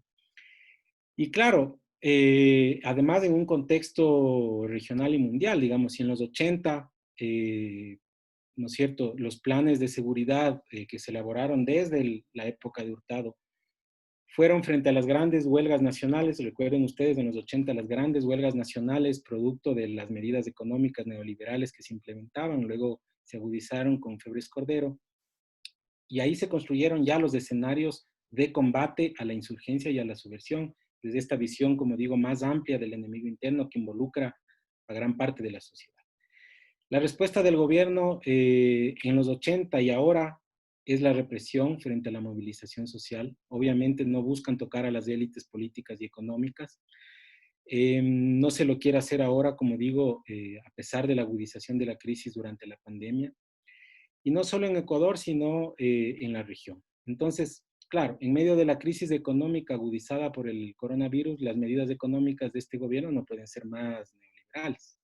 El desempleo, la precarización laboral, la desarticulación de los sistemas de protección de derechos, la fuga de capitales, las offshores, la corrupción campante a pesar de los shows mediáticos, la inaptitud en general para canalizar, ¿no es cierto?, las exigencias sociales y únicamente dar como respuesta a la represión.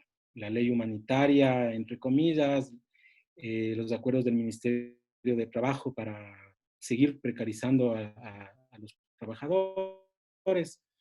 Y bueno, son estos escenarios nuevamente que se están construyendo de insurgencia y que tienen como respuesta la represión, los recortes del presupuesto a la salud, a la educación, a la vida, frente a, ¿no es cierto?, el presupuesto millonario para las fuerzas militares y policiales para la adquisición de equipos, de trajes, de bombas, de armas no letales y letales, que ahí hay otra discusión entre cómo podría incluso convertirse en letal un arma no letal. Pero bueno, a lo que voy es que el marco en el que se inscribe el Acuerdo Ministerial 179, que busca blindar estos escenarios anticipados de la represión, que lo que se está anticipando es que va a haber movilización social y por tanto se está intentando blindar esa represión, citando, si se quiere, normas de derechos humanos en un acuerdo evidentemente inconstitucional. Creo que la Corte Constitucional en este punto sin duda debería dejar sin efecto ese instrumento que involucra a las Fuerzas Armadas en el orden interno. Y bueno, no es casual que se esté, como digo, reeditando un discurso de Guerra Fría en el Ecuador y en muchas partes, ¿no es cierto? Es preocupante entonces ese esfuerzo abierto por fortalecer la capacidad de violencia del Estado en lugar de hacer cambios estructurales a la economía. Se ha normalizado tanto que haya gente tan ridículamente rica, producto de la explotación laboral y de la corrupción, mientras hay gente en la calle con hambre. Es decir, hay una indignación absoluta de todos y por tanto es evidente que va a haber movilización social. Lo lamentable es la respuesta que está dando el gobierno, muy similar a la década de los 80. Está desde ahora ya generando escenarios para la represión. Por supuesto, ahora se ha aprendido, entre comillas, ¿no es cierto?, a generar estos planes de seguridad con un blindaje del discurso de derechos humanos, porque cuando uno ve los planes de seguridad de los 80, son incluso burdos para aplicar la represión, ¿no? Uno puede leer en esos planes de seguridad la disposición de que se mantenga en absoluta incomunicación a quien sea detenido por sospecha de insurgencia, que se le someta a interrogatorios intensos por parte de especialistas de inteligencia, que en caso de que no se le haga ninguna prueba, ahí sí pase a las autoridades judiciales. Es decir, esos escenarios burdos de la represión de la década de los 80 están intentando dar un giro en un matiz, entre comillas, de derechos humanos con un acuerdo de este tipo evidentemente inconstitucional. Entonces yo creo que es importante hacer esta radiografía del pasado porque la impunidad que ha existido permite que esto se esté volviendo a repetir, ¿no es cierto? Es muy grave, es muy delicado la posibilidad de que existan sistemáticas violaciones de derechos humanos desde el Estado nuevamente, ¿no? Hay que exigir la garantía del derecho social a la protesta. No se puede permitir que se vuelva a crear un andamiaje represivo. No se puede permitir tampoco el abuso de los estados de excepción. El Ecuador en el 2007 fue sentenciado en el caso Zambrano Vélez, y es muy claro, ¿no es cierto?, el dictamen de la Corte respecto al abuso de los estados de excepción que derivan en violaciones de derechos humanos. Entonces, digamos, yo me pregunto, ¿cuál es el control civil que existe en este momento frente a los planes de contrainsurgencia que fueron anunciados por el ministro de Defensa? La Asamblea está analizando si están dentro de un marco legal y constitucional esos planes que normalmente son secretos o secretísimos bajo los términos militares. Recordemos que para acceder nosotros a los planes de los 80 tuvieron que pasar décadas hasta que se desclasifiquen esos documentos y podamos mirar cómo los militares conciben a la seguridad a lo largo del tiempo. Uno ve que se concibe esta seguridad nacional más allá de los gobiernos. Entonces, es muy alarmante mirar cuál es, ¿no es cierto?, ese control civil que existe frente a los planes contrainsurgentes. Y bueno, para no alargarme más, porque creo que estoy dentro de ya en el tiempo, el otro punto que solamente quisiera dejar señalado, porque estaba volviendo a revisar los planes de seguridad de la década de los 80, y es que se plantea que los medios de comunicación son fuerzas propias del gobierno para la guerra psicológica en contra de la insurgencia. Y bueno, pensemos cuál era el discurso de los 80 y miremos cuál ha sido el rol totalmente antiético de los medios de comunicación que ha convergido con este discurso de represión y con este discurso de orden que busca generar miedo y busca respaldar un proceso represivo en el Ecuador. Gracias.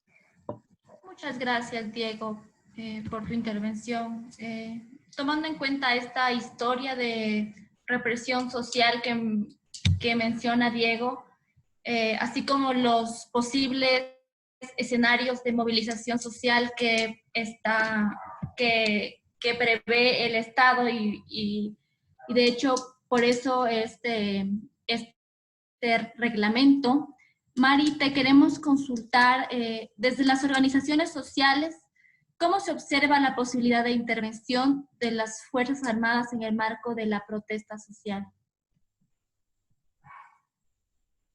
No sé si nos escuchas. Sí. Bueno, compañeros, decir que, claro, como los compañeros que me antecedieron habían mencionado claramente, justamente hay todo el tema con acuerdo ministerial, el paso libre para que incluso hay pronunciamientos incluso de gente de acá a nivel cantonal, mencionar que si es que, por ejemplo, tomando en cuenta el contexto en el que nos encontramos, es el tema de la pandemia, se han pronunciado erróneamente diciendo que van a militarizar las comunas, ¿no? Entonces, ahí vemos los niveles, en realidad, los niveles que llega el tema de la represión, de la violentación, e incluso dentro de las comunidades, ¿no? O sea, se atreven a mencionar que ellos con luz verde para ingresar a las comunidades, ¿no? Entonces, mientras el Estado, los gobiernos sigan en beneficio de los grandes, creo que manifestaciones y las expresiones de resistencia siempre van a existir, ¿no? Porque al menos los pueblos indígenas siempre nos encontramos en una situación de vulneración. El compañero, claro, había mencionado se nos dice en todo momento que los pueblos son los que violentan, pero cuando nos dicen que no hay presupuesto para la educación bilingüe, cuando no hay, cuando recortan el 80 y pico por ciento del presupuesto para trabajar en temas de violencia hacia la mujer, cuando dan paso a luz verde para los proyectos extractivistas, nadie dice que el gobierno y sus leyes son violentas. Entonces, en ese sentido, o sea, hay una contradicción, ¿no? Y claro, las Fuerzas Armadas y la policía siempre van a responder a los intereses del gobierno de turno, y por eso ellos siempre van a estar callados, nunca se van a mientras hayan por debajo esas negociaciones. Entonces, y no nos vayamos tan lejos tampoco. Hace el 30 de septiembre del año anterior, acá en Cotacachi, justo cuando el gobierno local, que está presidida por el alcalde Auqui Tituaña, entonces no nos entendemos como un gobierno local que es indígena, entonces con una ordenanza sustitutiva que no se tema del sistema de participación, instaura a través de esta ordenanza sustitutiva una nueva estructura o un sistema de participación. Entonces, ahí, ¿de qué estamos hablando? Si nosotros, al menos cuando vemos en el tema de una representación indígena, al menos esperamos un tema de acompañamiento, de trabajar de manera coordinada. Y cuando viene alguien, desconoce todo este tema de la lógica dinámica organizacional, entonces ahí también somos violentados y reclamamos nuestros espacios, estamos presentes, y entonces incluso todas estas prácticas que a nivel nacional hacen de usar las policía, el ejército, bien se replican en el territorio, ¿no?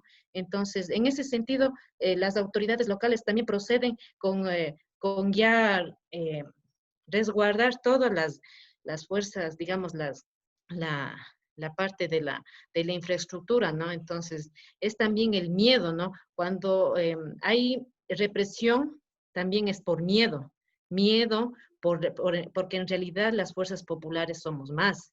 Entonces, eso, y compañeros, lo que en esta situación del COVID en el que nos encontramos en realidad, sin minimizar todos los efectos y consecuencias que ha tenido esta pandemia a nivel nacional, es el miedo que se instauran para que no podamos rebelarnos. Y también yo creo que es necesario que el tejido social debería cohesionar, deberíamos unir, porque cuando decimos que hace unos pocos días también por el tema de la afectación a los derechos laborales que justo se tuvo con estas leyes que sean antipopulares que se han instaurado, entonces hay gente que se movilizó.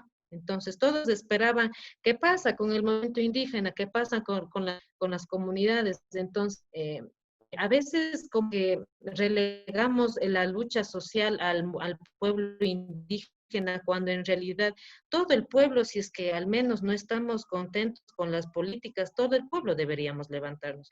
Además, siempre como indígenas, nunca hemos sido egoístas ante el reclamo de los derechos, siempre hemos reclamado por todos. Es por eso que siempre se ha llamado también a una lucha, ¿no? Eso, y en ese sentido también en el tema del acuerdo ministerial pedido este ministro, la Asamblea Nacional también debería pronunciarse. Parece que al parecer no hemos Asamblea Nacional, puesto que ellos también han estado silencios a este de acuerdos, porque si de ser una respuesta a las comunidades como nuestros representantes en la parte legislativa, ellos ya deberían haber presentado incluso por una denuncia al ministro por incluso incitar a crímenes de lesa humanidad, porque con este es decir, tienen una licencia verde para matar a quienes se rebelen, a los grupos insurgentes que están en contra de las políticas instauradas de parte de todo eso deberían hacer. Y eso no se ha aprobado. Eso se ha quedado totalmente ahí, las comunidades han estado incluso a nivel local por tema de reproducir el miedo en las localidades encerradas. Entonces, pero mientras tanto, nos van quitando nuestros derechos, nos van más incluso violentando, ¿no? Eso es, compañeros, agradecer por el espacio que nos han brindado. Muchas gracias, Mari, por sus importantes aportes respecto de la existencia de esta violencia, no solo con la presencia, digamos, de agentes estatales, sino esta violencia estructural en los territorios, así como el mensaje de no relegar esta exigibilidad de derechos únicamente a los pueblos y comunidades indígenas, sino que es un deber de todos quienes aquellos no estemos conformes. Con esto hemos cerrado la segunda ronda de preguntas y continuamos con la tercera y última parte, a la cual le vamos a reducir un poquito el tiempo debido a que ya estamos un poco demorados. A continuación hemos recogido las preguntas de las personas que están viendo este panel y les vamos a solicitar que por favor respondan en un tiempo entre 3 y 5 minutos como máximo. Vamos a empezar con Michelle, continuamos con Diego y finalmente terminamos con Mari. Las preguntas que se han hecho para Michelle son, frente a los casos de violaciones de derechos humanos que se citaron previamente y el poder actual dado a las fuerzas de seguridad del Estado, ¿la realidad actual del Ecuador podría significar un retorno a la situación de los 80s en el rol de la sociedad y cuál es el rol de la sociedad civil en este escenario? Bueno, gracias por la pregunta. Yo me arriesgaría a decir que sí, que estamos muy cerca de lo que se pudo documentar en las graves violaciones a derechos humanos que recogió la Comisión de la Verdad para dar cuenta de todas las agresiones de los 80. Y lo hago tal vez a través de una cuña. El día de mañana nosotros lanzaremos un libro que sacamos desde la comisión que se llama 10 años sin verdad, justicia ni reparación. Y si hacemos una analogía con lo que está pasando en este momento, vamos a ver que vamos en el mismo camino. En el caso de la verdad, analizábamos, la verdad tiene dos aristas, una respecto de la verdad individual, es decir, las víctimas, cómo conocen las violaciones a las que fueron comprometidas, de las que fueron víctimas. Y la Corte Interamericana ha hecho relación al artículo, a las garantías judiciales y a saber a través de estas sentencias qué es lo que sucedió. Y luego una verdad colectiva que es el derecho de todos nosotros a saber qué está pasando. Y si regresamos de octubre, en efecto, han transcurrido ya casi más de 10 meses y no sabemos qué fue lo que en realidad pasó en octubre, cómo se dieron estos operativos, quiénes estuvieron involucrados, cuáles fueron los actores principales y luego ya en los procesos judiciales en los cuales se hicieron denuncias por extralimitación de la fuerza pública, hasta el momento no tenemos ninguna sentencia, como un primer derecho. Luego, sobre el tema de la justicia, efectivamente, al igual que está sucediendo con el informe de la Comisión de la Verdad, a pesar de que esta dirección supuestamente, más bien especializada respecto de los derechos humanos, tampoco ha podido judicializar los casos de octubre. Y esto se va repitiendo. Y finalmente la reparación, que ha sido nula o que al menos no mira los 5 elementos de una reparación integral, vamos viendo que puede llevarnos a este camino. Esto como pequeños elementos para hacer una analogía, como para llevar a mi respuesta. Y luego sobre qué podemos hacer todos, creo que va de la mano de lo que estamos conversando en esta noche, y es justamente ese rol de las organizaciones y cómo hacemos finalmente un bloque común para poder resistir ante estas violaciones, tanto en la política, tanto en lo económico, tanto en las normativas, porque como bien hacía la reflexión Diego, ya no estamos en el mismo escenario en la que nos están dando de garrotes durante todo el tiempo en la calle, o que las desapariciones forzadas son el pan de cada día, pero sí estamos teniendo otras formas y otros elementos que se van camuflando a través de esta normativa. Un ejemplo de esto, el reglamento de respecto de los militares. Entonces, todos estos elementos nos dan cuenta de cómo debemos finalmente hacer un bloque y finalmente seguir exigiendo, seguir resistiendo, seguir luchando por esos derechos humanos que son finalmente como el factor común que nos une a todos. Muchas gracias, Michelle. A continuación, la pregunta para Diego. Nos dice, no todo Estado actúa igual, no todo gobierno es igual. ¿Qué actuaciones caracterizan un Estado democrático? ¿Cuál es la influencia de instituciones débiles y un poder represivo? Bueno, yo quisiera ahí mencionar la particularidad del Estado ecuatoriano respecto a la configuración de la represión. Ustedes saben que, a diferencia de la mayoría de países de la región en los que hubo dictaduras militares, en las cuales se cometieron violaciones de derechos humanos, la característica particular del Ecuador es que estas violaciones sistemáticas ocurrieron en un gobierno que fue elegido bajo los principios de la democracia liberal, digamos. Entonces, ahí hay un tema que desde la ciencia política se ha insistido mucho, y es la necesidad de ampliar el análisis a otros actores que han influido en la política, como en el caso de los militares. Cuando uno analiza, por ejemplo, las dictaduras del Cono Sur, analiza el rol de quienes tomaron el poder. En el caso del Ecuador, esta represión ha estado subtendida, ha estado oculta, ¿no es cierto?, en estas instancias represivas que han permanecido en el tiempo. Entonces, para fortalecer la democracia, planteando un poco en la pregunta, es necesario ampliar el análisis a estos actores que nuevamente están incidiendo en la política del Ecuador.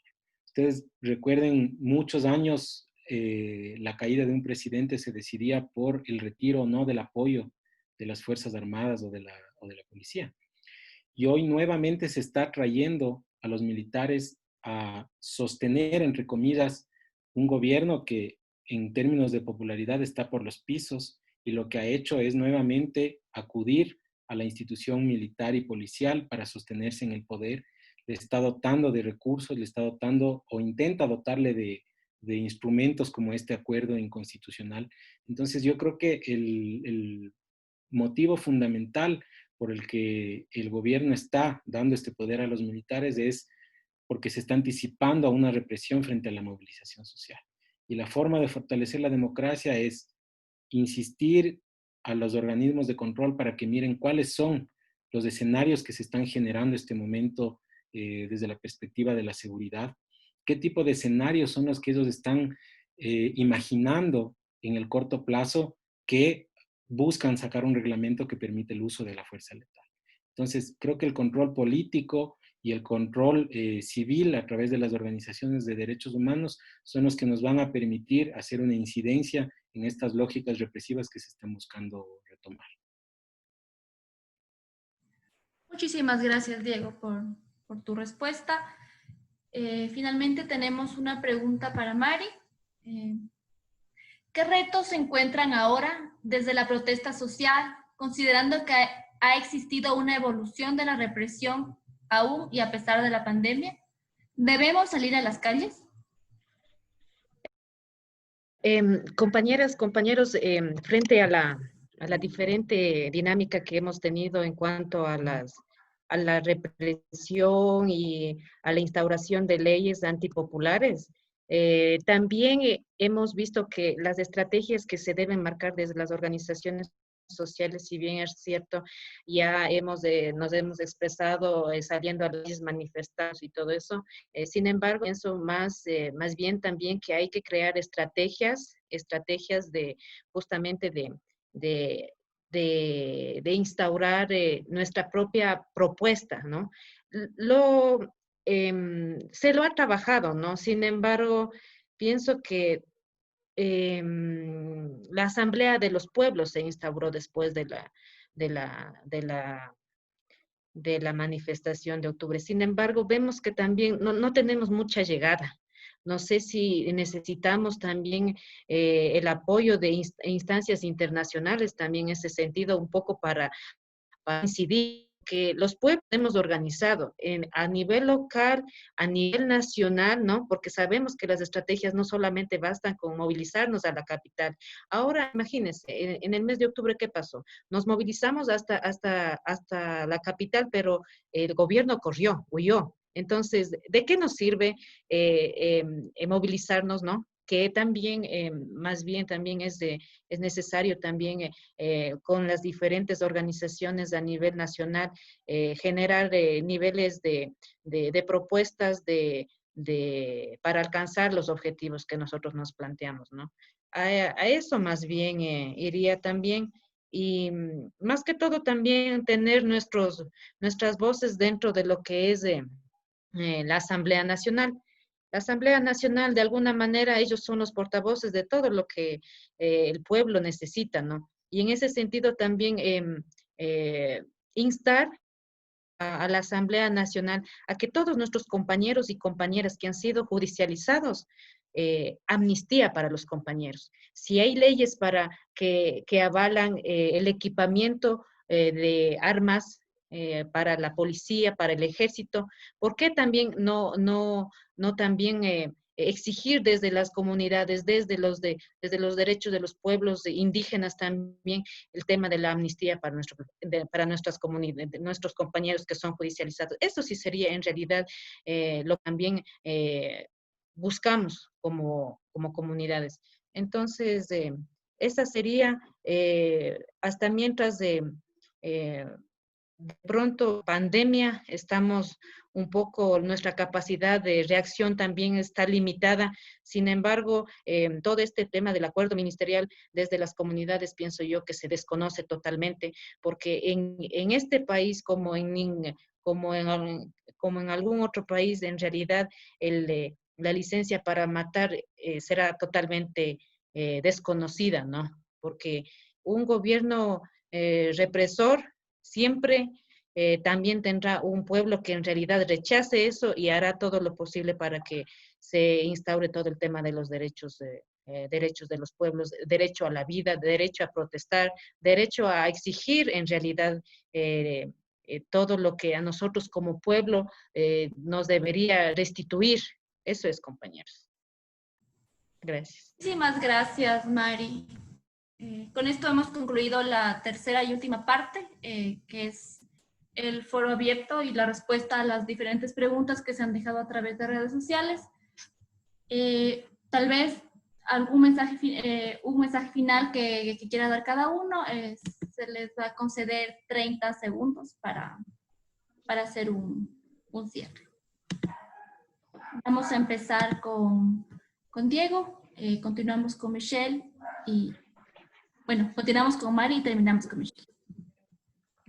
Bien, bueno, gracias. Para concluir, yo solamente diría que los gobiernos en este contexto de pandemia están llamando al encierro y al teletrabajo, pero existe también un trasfondo en el que se ve que lo que están llamando es a la descolectivización y al telecontrol. Entonces, necesitamos generar nuevos mecanismos, nuevos repertorios de acción social y de movilización social. Necesitamos estar atentos a todos los instrumentos, entre comillas, jurídicos que se están generando, pero que en el fondo buscan vulnerar derechos humanos. Y tenemos que buscar nuevas alternativas para encontrarnos y para seguir caminando en defensa de los derechos humanos. Creo que es un momento muy delicado para el Ecuador en términos económicos, pues la respuesta que se busca es la represión y la lucha está por reconstruir nuevas formas que no sean las del mercado. Entonces, nada más, buscar nuevas alternativas. Gracias. Muchas gracias. Mari. Mari, puede continuar. Compañeras, decir que la convocatoria a la lucha está presente, las comunidades estamos igual a la espera que también hay una convocatoria también como para levantarnos. A la par tiene que ir el tema de la protesta y la propuesta, estamos claros en eso. Entonces, llamar a la unidad, ¿no? A los compañeros, a los mishus, a los mashis, que tenemos que estar juntos, hombres y mujeres, jóvenes de las comunidades, de los sectores urbanos, que esta lucha la vamos a lograr siempre que nos unamos, ¿no? Siempre que nos unamos y más que todo como pueblos y nacionalidades, decir que, vean compañeros, más de 500 años hemos resistido. ¿Cuántas pandemias hemos pasado? Nosotros como pueblos hemos vivido sin servicios básicos en las comunidades, sin a la educación, discriminados, ¿no? Todo eso, excluidos de las políticas públicas. Y ahora yo creo que como en otros países, Estados Unidos mismo, entonces se han levantado. Yo creo que en ese sentido, como vuelvo y repito, no es minimizar el tema del coronavirus. Sin embargo, yo creo que las verdades nos convocan y hay que unirnos, compañeros. Eso nomás, compañeras y compañeros. Muchas gracias a todos los que han estado aquí. Ha sido muy interesante compartir con ustedes. Ojalá que ya posterior ya no sea un tema solamente virtual, sino sea el contacto con los compañeros para un poco también, ese contacto nos transmite también las energías, ¿no? Esto es compañeros. Muchas gracias. Muchas gracias, Mari. Continuamos con Michelle.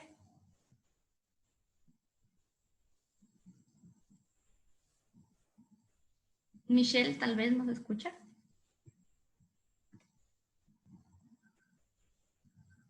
Bueno, creo que tal vez tiene algún problema técnico. Igual le agradecemos por su presencia. Bueno, con esto hemos concluido este espacio de discusión el día de hoy. Agradecemos a todas las personas que se dieron cita a través de redes sociales y un especial agradecimiento a Francisco, Mari, Diego y Michelle, panelistas del día de hoy, por su tiempo, por su conocimiento y por su deseo de compartirlo. Y también un agradecimiento al equipo de La Raíz, Ivette, Gabriela, Gina y Will, por todo el trabajo detrás de este encuentro. Muchísimas gracias y hasta la próxima. Muchas gracias. Gracias. Hasta luego. Hasta luego.